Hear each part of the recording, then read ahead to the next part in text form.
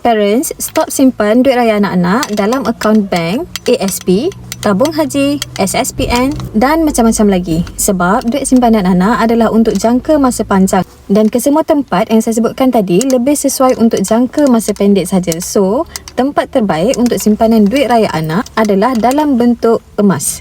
Nilai emas secara puratanya meningkat antara 8 ke 10% setiap tahun. Dan bila kita simpan duit raya anak-anak dalam bentuk emas, kita akan selamatkan daripada risiko inflasi, risiko kejatuhan nilai mata wang dan juga risiko kenaikan harga barang.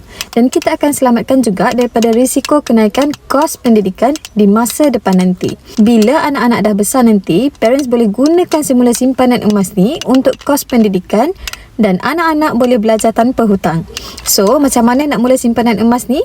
Parents boleh buka akaun emas Gap Junior secara percuma sahaja dan boleh mulakan simpanan serendah RM100. Dan yang paling best lagi, anak yang berusia 7 hari pun dah boleh buka akaun emas Gap, asalkan ada MyKid.